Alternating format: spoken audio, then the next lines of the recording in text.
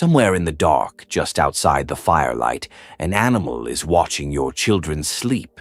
It has fangs longer than your fingers. It can smell the blood in your body. It kills for a living. And your ancestors, the people you come from, did the most insane thing imaginable. They didn't drive it away. They invited it in. Picture it.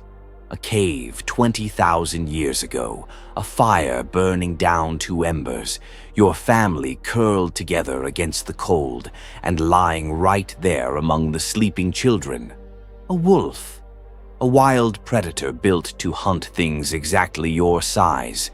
One bad night, one wrong move, and it could open a throat before anyone woke up. Every survival instinct in your body is screaming that this is a mistake. So why did they do it? Why did the most dangerous animal in the Ice Age end up sleeping next to the most helpless humans in the tribe? This is one of the strangest gambles our species ever made.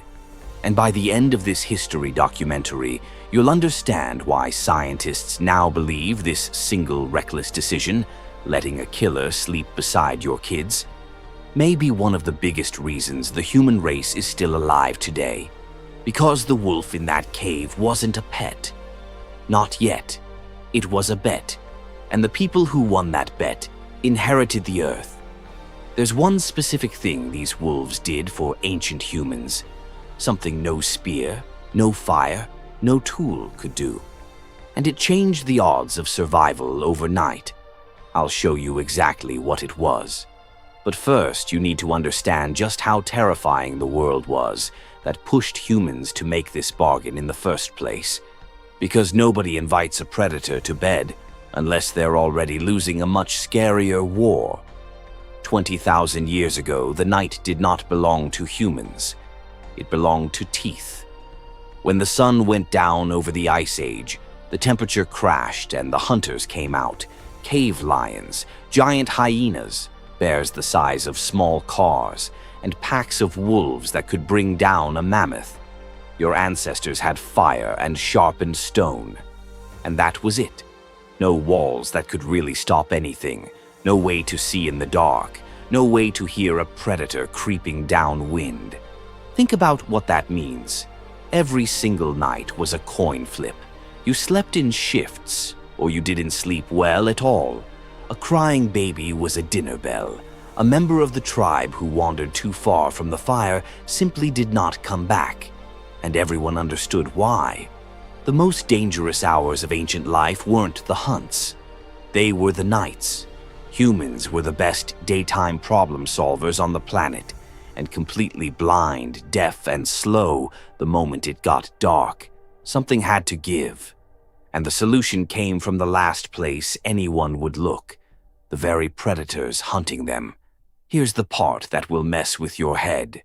Humans didn't tame the wolf. The wolf tamed itself. Picture a wolf pack on the edge of a human camp. Most wolves are terrified of humans and keep their distance. But in every pack there are a few bolder, calmer ones, the ones just brave enough to creep close to the fire at night and grab the scraps humans threw away. Bones, guts, the parts nobody wanted. For those bold wolves, this was a jackpot. Free food, no hunting required. So they stuck around. They followed the humans. And here's the quiet, brilliant part. The friendliest wolves ate the best, survived the best, and had the most pups. Pups that were born a little calmer, a little bolder, a little more willing to sit by a human fire. Generation after generation, the wolves that could tolerate humans out-survived the ones that couldn't. Scientists call this self-domestication. The wolves weren't captured. They chose the fire. And slowly, over thousands of years, a wild killer began turning into something that had never existed on Earth before. An animal that wanted to be near us. But tolerating humans is not the same as protecting them. So, what did these half-wild wolves actually give the tribe that was worth the risk of a predator in the bed? They gave them the night back. Here's the thing a human simply cannot do. A wolf can smell a cave lion from hundreds of yards away, in total darkness, downwind.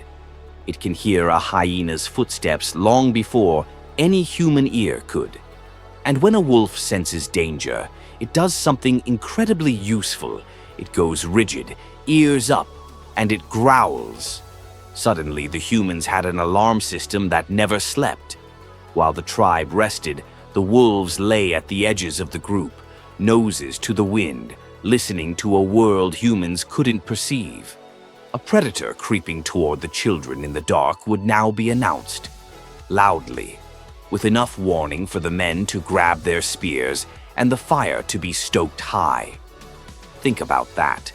For the first time in human history, you could close your eyes at night and actually trust that something was watching the dark for you. The coin flip stopped being a coin flip, and it went further. Those same wolves helped run down wounded animals on the hunt. They tracked prey by scent across ground where humans lost the trail. They cornered game that would have escaped. A tribe with wolves ate more, slept safer, and lost fewer children. And in the Ice Age, fewer dead children was the entire ball game. That is how you win at evolution. Not with muscle, with a partnership no other species on Earth had figured out. But something happened in those caves that went way beyond a security system. Something nobody planned. The children grew up sleeping next to these animals. They played with the pups. They shared food, shared warmth, shared the same fire their whole lives. And the wolves, the calm, human-loving descendants of those first bold scavengers, began to bond with people the way they'd once bonded, only with their own pack.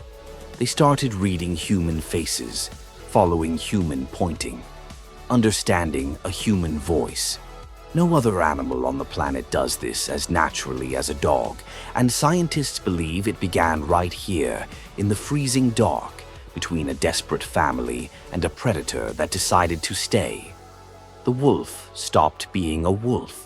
Over thousands of years of sleeping by that fire, it became the dog, the first friend our species ever made who wasn't human. And it happened not because we conquered it, but because one terrifying night at a time, two lonely, frightened species decided to trust each other in the dark. And here's why this still lives inside you right now. That bond didn't end when the Ice Age did. It's in your home tonight. The dog asleep at the foot of a bed, the one that lifts its head at a sound you didn't hear, the one that puts itself between your kids and the front door when a stranger knocks. That is a 20,000-year-old instinct, still running, still guarding the dark, exactly the way it did in that cave. When your dog looks into your eyes and somehow just understands you, that's not a trick you taught it. That's an ancient contract, older than cities, older than writing, older than farming. Your ancestors were so desperate, so cold, and so surrounded by death that they gambled everything on a killer with fangs longer than their fingers. And that killer chose to protect their children instead. We didn't just survive the Ice Age, we survived it together. Humans and wolves curled around the same dying fire, each keeping the other alive. So, the next time your dog rests its head against you, remember what you're really looking at. Not a pet, a survivor, the living descendant of the single most dangerous friendship our species ever dared to make. The night we let the predator in, and it decided to stay. Your ancestors bet their children's lives on that animal. And they were right. But the wolf wasn't the only creature ancient humans made a terrifying deal with to survive the dark. There was another one, smaller, stranger, and far more disturbing. And what it did to the human body will change how you see your own skin. That story is waiting for you right here on screen. Click it.